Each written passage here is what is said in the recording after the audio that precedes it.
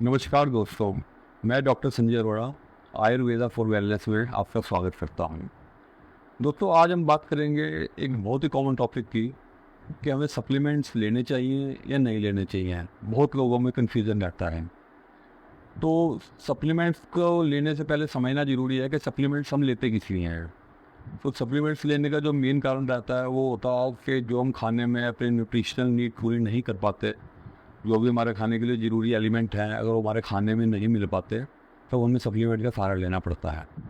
तो सबसे पहले हम समझेंगे कि हमारे न्यूट्रिशन में जो इम्पोर्टेंट फैक्टर्स हैं वो कौन कौन से हैं। तो अगर खाने को हम दो पार्ट में डिवाइड कर सकते हैं। पहला पार्ट जो है वो होता है मैक्रोन्यूट्रिएंट्स, जिसमें आते हैं कार्बोहाइड्रेट्स, प्रोटीन और फैट। और कार्बोहाइड्रेट्स को अगर हम देखें तो कार्बोहाइड्रेट्स हमारे को खाने में कोई भी चीज़ ऐसी नहीं है खाने की कि जिसके अंदर कार्बोहाइड्रेट्स हमें ना मिले, तो उसमें हमें कंसनट्रेट करने की ज़रूरत नहीं है। और दूसरा जो फैट होता है वो भी हमारे इंडियन कल्चर के हिसाब से हमें खाने में ऑलमोस्ट मिल ही जाता है। हमसे हम तड़का लगाते हैं सब्जियों में और घी का भी इस्तेमाल करते हैं, रोटी पे भी घी लगा लेते हैं, तो वो भी हमारा ऑलमोस्ट पूरा हो जाता है। सिर्फ उसमें एक ही असेंशियल फैटी एसिड हमारा मिसिंग रहता है, जिसे बोलते हैं ओमेगा 3, तो उसका जरूरत हमें पड़ता है। अदरवाइज एक तीसरा फैक्टर जो है मेन इंपॉर्टेंट सबसे ज़्यादा, वो है प्रोटीन। तो प्रोटीन को अगर हम देखें तो हमारे इंडियन पॉपुलेशन के अंदर अकॉर्डिंग टू डेटा 80% पॉपुलेशन जो है वो प्रोटीन डेफिसिट रहती है। प्रोटीन की हमारी नीड्स नॉर्मल खाने में पूरी नहीं हो पाती। और जो लोग वेजिटेरियन हैं उनका तो बहुत ही कंडीशन ख़राब रहता है। और जो नॉन वेजिटेरियन होते हैं वो सोचते हैं कि नॉन वेजिटेरियन को पूरा कर सकते हैं, लेकिन वो इतना आसान नहीं है, क्योंकि नॉन वेजिटेरियन भी हमारे यहाँ पे इंडियन कल्चर में वीक में 1 से 2 बार लोग जनरली यूज़ करते हैं।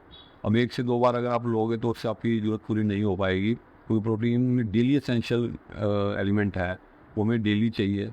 और अकॉर्डिंग टू बॉडी वेट हमारे को डेली इसका नीड पूरा होना चाहिए।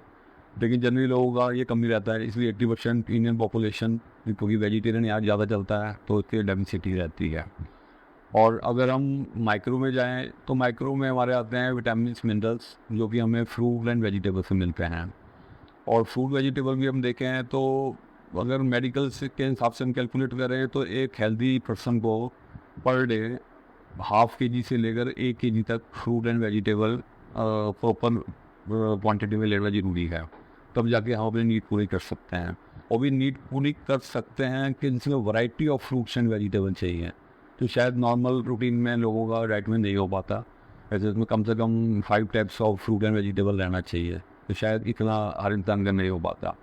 तो ये जो मेन हमारे सप्लीमेंटेशन की डिमांड रहती है, तो उसमें 3 चीज़ें हम इसमें कंसिडर कर सकते हैं।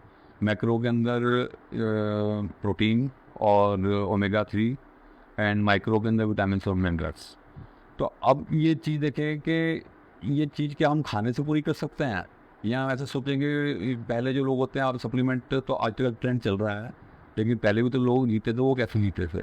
तो देखो उसके हिसाब से अगर कैलकुलेट करोगे तो पहले लोगों का जो एपेटाइट था वो बहुत हाई था, लाइफस्टाइल बहुत हार्ड वर्किंग था, तो वो लोग अपनी ज़रूरत पूरी कर लेते थे।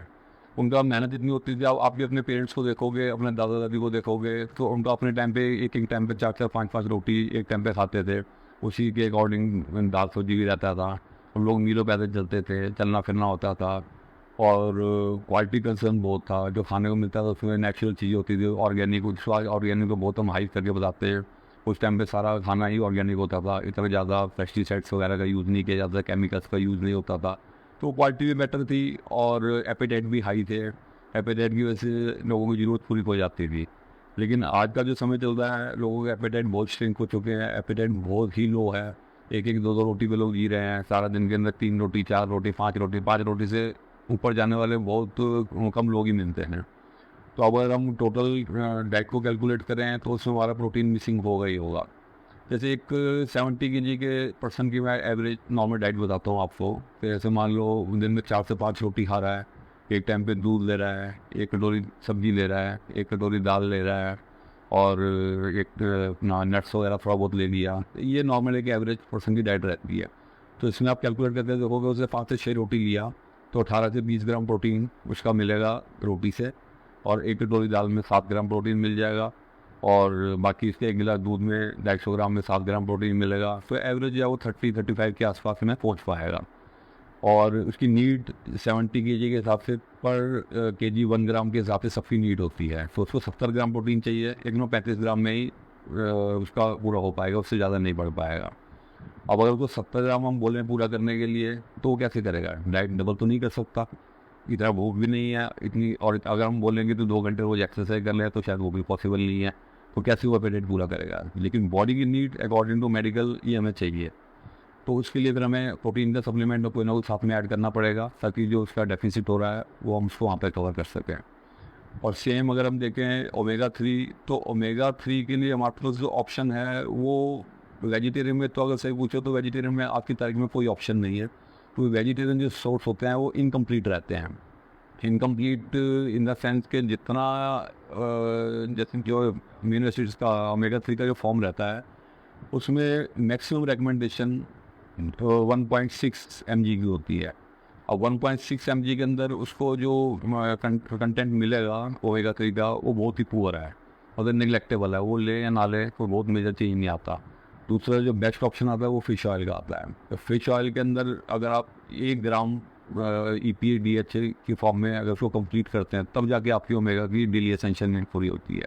ओमेगा का कॉन्सेप्ट बहुत बड़ा है, इसको वो चाहो तो पूरे वीडियो बना सकता हूँ, लेकिन अभी मैं शॉर्ट में बता रहा हूँ आपको। दूसरा फैक्ट में आता है विटामिन मिनरल्स का। तो विटामिन मिनरल्स में जो हमारे को ½ kg to 1 kg चाहिए, वो अमूमन लोग डाइट में फ्रूट एंड वेजिटेबल पूरा नहीं कर पाते, तो उसकी वजह से उसकी डेफिशिएंसी रहती है।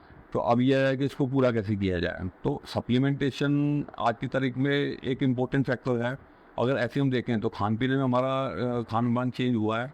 जैसे पहले आप देखोगे, आज से अगर आप प्रीवियस जनरेशन से पूछो तो कौन सीड्स खाता था, कौन नट्स खाता था, ये कॉमन नहीं थे। लेकिन आज के टाइम में लोगों ने ऐड करने शुरू किए हैं। कार्बोहाइड्रेट्स पहले लोग खुल के खाते थे और मीठे का कोई परहेज नहीं होता था, लेकिन आज के टाइम में रखना पड़ता है क्योंकि कैलोरीज कंट्रोल करना है।